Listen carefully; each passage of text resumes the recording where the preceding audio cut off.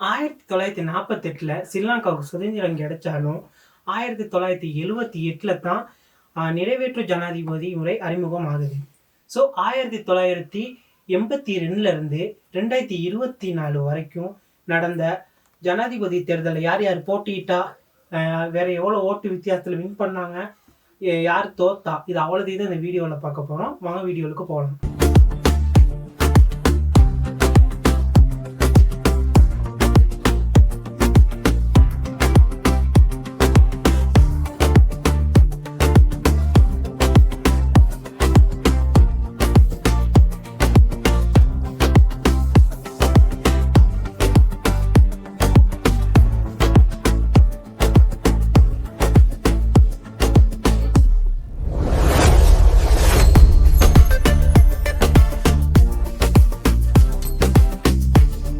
So இந்த முடிவுகள்லாம் இப்போ தான் ஜஸ்ட் நான் எடுத்தேன்.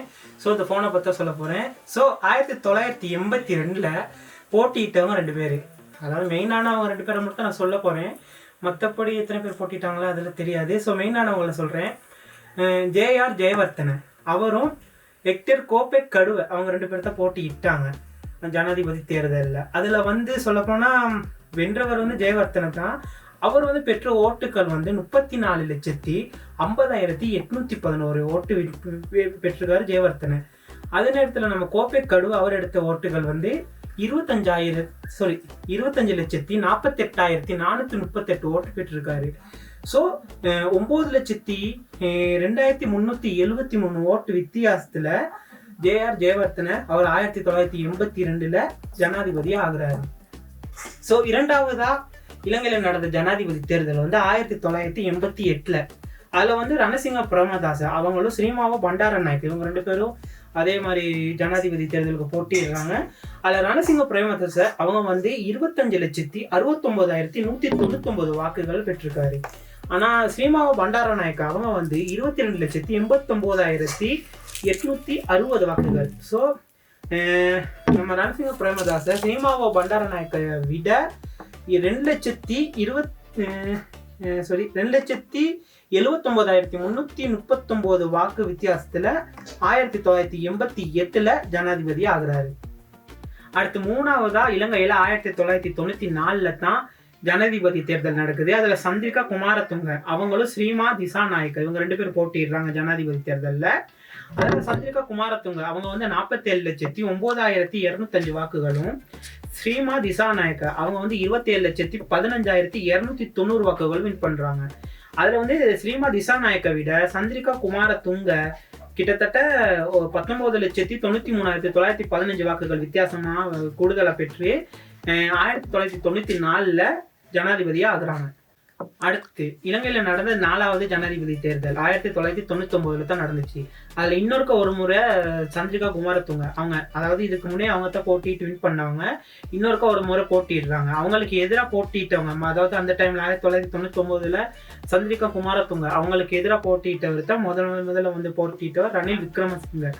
அந்த ஜனாதிபதி தேர்தலில் சந்திரிகா குமாரதுங்க அவங்க வந்து 43,12,157 வாக்குகளும், ரணில் விக்ரமசிங்க 36,02,748 வாக்குகளும் பெறுறாங்க. அதுல ரணில் விக்ரமசிங்க விட 7,09,409 வாக்கு வித்தியாசத்துல சந்திரிகா குமாரதுங்க இன்னொருக்க ஒரு முறை ஜனாதிபதியா இலங்கைக்கு ஆகுறாங்க 1999ல. 1999ல் நடந்ததுக்கு அப்புறம் 5வது முறை இலங்கையில நடந்த ஜனாதிபதி தேர்தல் வந்து 2005ல் தான் நடக்குது. அதுல முதல்ல போட்டிடுறாரு நம்ம மஹிந்த ராஜபக்ச அவர்களும், ஏற்கனவே ஜனாதிபதி தேர்தலில் போட்டிட்டு தோல்வியுற்ற ரணில் விக்ரமசிங்க அவங்களும் போட்டிடுறாங்க. அதுல மஹிந்த ராஜபக்ச 48,87,152 வாக்குகளும், ரணில் விக்ரமசிங்க அவர் வந்து 47,06,366 வாக்குகள் பெறுறாங்க. ஆனா ரணில் விக்ரமசிங்க விட மஹிந்த ராஜபக்ச 1,80,786 வாக்கு வித்தியாசத்துல 2005ல இலங்கையின் ஜனாதிபதியா ஆகுறாரு. அப்புறம் 6வது முறை இலங்கையில 2010ல தான் ஜனாதிபதி தேர்தல் நடக்குது. ஸோ 2005ல நடந்த மாதிரியே மஹிந்த ராஜபக்ச அவர் போட்டிட்ட மாதிரியே இந்த முறையும் 2010லயும் மஹிந்த ராஜபக்ச போட்டிடுறாரு. அவருக்கு எதிராக போட்டிட்டவர் வந்து சரத் பொன்சேகா. 2010ல் மஹிந்த ராஜபக்ச அவர் வந்து 60,15,934 வாக்குகளும், சரத் பொன்சேகா 41,73,185 வாக்குகள் பெறாரு. அதுல மஹிந்த ராஜபக்ச சரத் பொன்சேகா விட 18,42,749 வாக்கு வித்தியாசத்துல 2010 இன்னொருக்கா ஒரு முறை இலங்கையில் ஜனாதிபதி ஆகுறாரு. 7வது முறையா இலங்கையில ஜனாதிபதி தேர்தல் 2015 தான் நடக்குது. அதுல முதல்ல போட்டியிடுறாரு மைத்திரிபால சிறிசேன அவரும் மஹிந்த ராஜபக்ச ஏற்கனவே 2 முறை ஜனாதிபதியா இருந்தவங்க அவரும் போட்டியிருக்காங்க. அதுல மைத்திரிபால சிறிசேன 62,17,162 வாக்குகளும், மஹிந்த ராஜபக்ச அவர்கள் 57,68,90 வாக்குகளும் பெறாங்க. அதுல மஹிந்த ராஜபக்ச விட மைத்திரிபால சிறிசேன அவர் 4,49,072 வாக்கு வித்தியாசத்துல மைத்திரிபால சிறிசேன 2015 இலங்கையின் ஜனாதிபதி ஆகுறாரு. அடுத்து 8வது முறையா 2019 இலங்கையில ஜனாதிபதி தேர்தல் நடக்குது. அதுல கோட்டாபய ராஜபக்ச, அதாவது மஹிந்த ராஜபக்ச அண்ணே, அவருக்கு எதிராக சஜித் பிரேமதாச, இவங்க 2 பேரும் போட்டிடுறாங்க ஜனாதிபதி தேர்தல்ல. அதுல கோட்டாபய ராஜபக்ச அவர் 69,24,255 வாக்குகளும், சஜித் பிரேமதாச 55,64,239 வாக்குகள் கிடைக்குது. அதுல சஜித் பிரேமதாசையை விட கோட்டாபய ராஜபக்ச அவர் 13,60,16 ஓட்டு வித்தியாசத்துல 2019 கோட்டாபய ராஜபக்ச இலங்கையின் ஜனாதிபதி ஆகுறாரு. 2019 கோட்டாபய ராஜபக்ச இலங்கையின் ஜனாதிபதி ஆனாலும் அந்த டைம்ல நடந்த பல பிரச்சனைகள் காரணமாக கோட்டாபய ராஜபக்ச அந்த பதவியிலிருந்து இறங்குறாரு. ஸோ ரணில் விக்ரமசிங்க அவர் அந்த 2022 134 பாராளுமன்ற வாக்குகள் பெறாரு அந்த ஜனாதிபதி. இதுல டலசலவ பெருமாள் அவர் 82 வாக்குகளை பெறாரு. ஸோ 52 வாக்கு, அதாவது 52 பாராளுமன்ற வாக்குகள் வித்தியாசத்துல ரணில் விக்ரமசிங்க அவர் 2022 இருந்து கடைசியா நடந்த 2024 ஜனாதிபதி தேர்தல் வரைக்கும் இலங்கையின் ஜனாதிபதியா இருந்தாரு.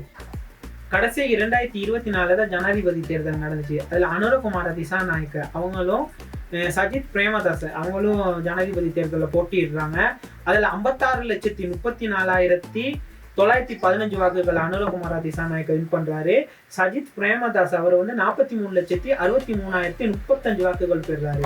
ஸோ சுமாரா 12 லட்சம் வாக்கு வித்தியாசத்துல அனுரகுமார திசாநாயக்க 2024 ஜனாதிபதி ஆகுறாரு. ஸோ இனி அடுத்த ஜனாதிபதி தேர்தல் 2030 தான் நடக்கும்னு நினைக்கிறேன். ஸோ அது வரைக்கும் இலங்கையின் ஜனாதிபதி அனுரகுமார திசாநாயக்க. இலங்கையில நடந்த ஜனாதிபதி தேர்தல் 1982 இருந்து 2024 வரைக்கும் யாரு போட்டிட்டாப்புன்னு 2 பேரை மட்டும் நான் சொல்லியிருப்பேன். அதாவது ஒரு ஆள் போட்டிட்டவங்க, இன்னொரு தோல்வி விட்டுறவங்க, அதாவது வின் பண்ணது யாரு தோத்தது யாருன்னு சொல்லியிருப்பேன்.